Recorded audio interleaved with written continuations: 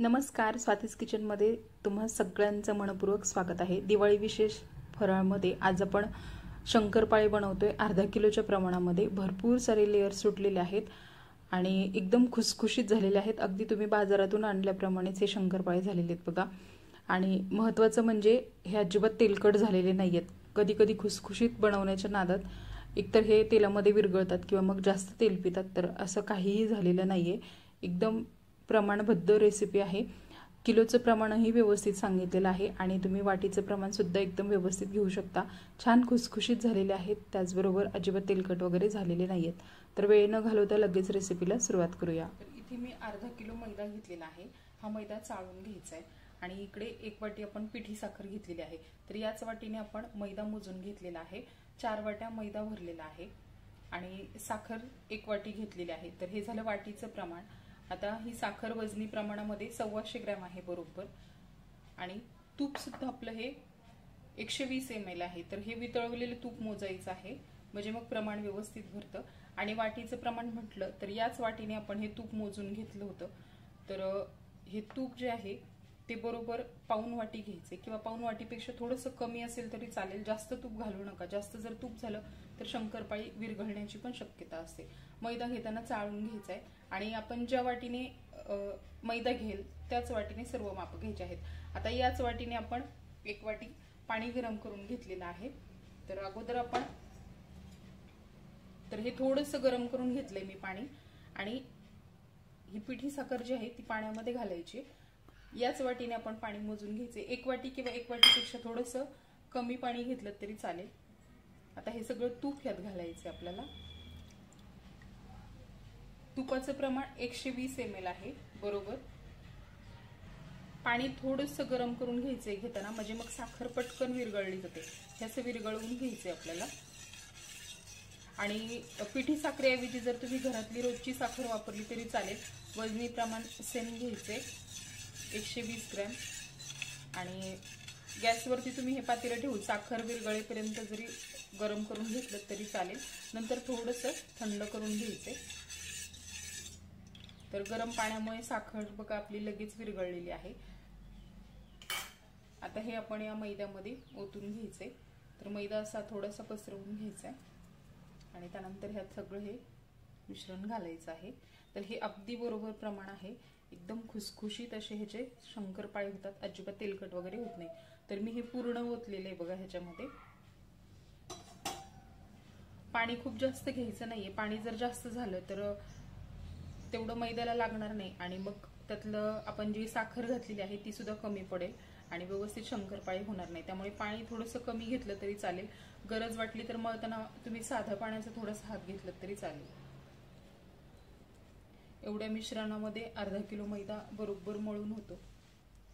हे व्यवस्थित एकदम असं मळून घ्यायचंय। हे मळताना थोडंसं पातळ जरी वाटलं तर हे अजिबात पातळ वगैरे होत नाही, एकदम व्यवस्थित होतं। पीठ मळल्यानंतर आपण जेव्हा भिजत ठेवतो तेव्हा तूप थिजलं जातं आणि साखर ही इथे आपण विरघळलेली असते, त्यामुळे सैल वाटतं। पण जेव्हा हे पीठ भिजतं तेव्हा व्यवस्थित त्याला थिकनेसपणा येतो। तर इथे बघा मी कुठेही व्हिडिओ स्किप केलेला नाहीये। एकदम व्यवस्थित हे मळून झालेलं आहे सगळं। चांगलं मळून घ्यायचंय हे आणि मळल्यानंतर आपल्याला हे 10 मिनिटासाठी किंवा 15 मिनिटासाठी झाकून ठेवायचं आहे।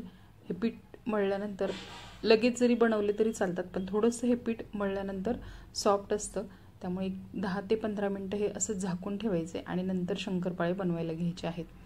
तर बघा एकदम व्यवस्थित या प्रमाणामध्ये हे मळून झालेले। हे पीठ हाताला अजिबात चिकटत नाही, त्याचबरोबर लाटण्याला किंवा पोळपटालाही चिकटत नाही। मस्त अशी जाळी पडलेली आहे बघा। तर असंच आपल्याला हे पीठ लागणार आहे। तर आता हे आपण असंच झाकून ठेवायचे आणि 10 मिनिटानंतर किंवा 15 मिनिटानंतर शंकरपाळे बनवायला घ्यायचे आहेत। तर बरोबर 10 मिनिटं मी हे भिजू दिले आणि आता आपण हे शंकरपाळे बनवायला घेऊयात। तर अगोदर हे थोडंसं मळून घ्यायचं आहे। ते बघा हे थोडंसं घट्ट झालंय आता, आणि जेवढा वेळ तुम्ही जास्त हे पीठ ठेवाल तेवढं ते जास्त घट्ट होत जातं। आता ह्यातला एक गोळा घ्यायचा आहे आणि लगेच लाटून घ्यायचा आहे। तर जेवढं आपण पीठ मळून घेतलेलं आहे ह्याचे 4 बॅचमध्ये मी शंकरपाळे बरोबर बनवले होते। तर जास्त तेल ठेवलेलं असेल तर तुम्ही मोठा गोळा घेऊन एकदम जास्त लाटले तरी चालतील। हे शंकरपाळे बनवताना अजिबात जास्त वेळ लागत नाही, अर्ध्या तासामध्ये व्यवस्थित बनवून होतात। तर अगोदर हे असं लाटून घेतलं ना की एकदा आपण जसं चपातीला दुमडून घेतो त्याप्रमाणे दुमडून घ्यायचे। आतमध्ये तेल तूप काही लावायचं नाहीये, फक्त घड्या करून घ्यायच्या आहेत आणि नंतर पुन्हा लाटून घ्यायचे, म्हणजे मग हे व्यवस्थित लाटता येतं। आणि त्यानंतर तुम्ही हव्या त्या आकारामध्ये शंकरपाळे कट करा, कटरने कट करा किंवा मग फिरकीचा चमचा असेल तर त्याने कट केले तरी चालतील। चौकोनी आकारामध्ये किंवा मग थोडेसे असे कापणीच्या आकारामध्ये जरी कट केले तरी चालतील। आणि खूप जाड ठेवायचे नाहीयेत आणि एकदम पातळ करायचे नाहीयेत। तर आपण जसं पुरीला वगैरे जाडसर लाटतो त्याप्रमाणे किंवा त्यापेक्षा अगदी थोडंसं जास्त जाडसर ठेवायचे।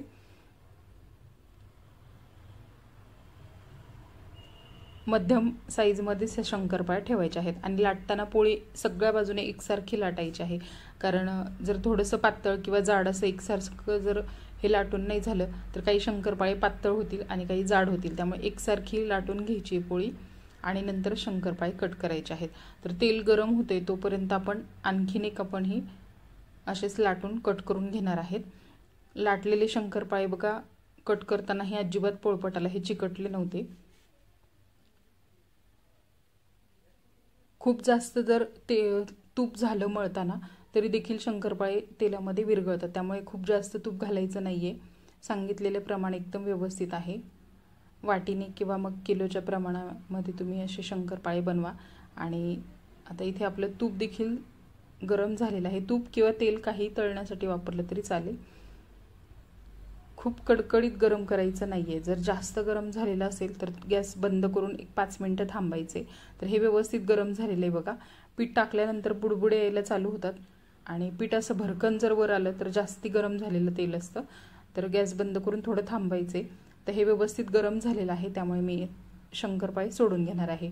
आणि शंकरपाळे सोडताना असे झारीवरती घ्यायचेत आणि मग तेलामध्ये सोडायचे आहे, म्हणजे मग हे व्यवस्थित सोडता येतात, तेल बाहेर उडत नाही किंवा हातावरती उडत नाही, झारीने हे व्यवस्थित सोडता येतात।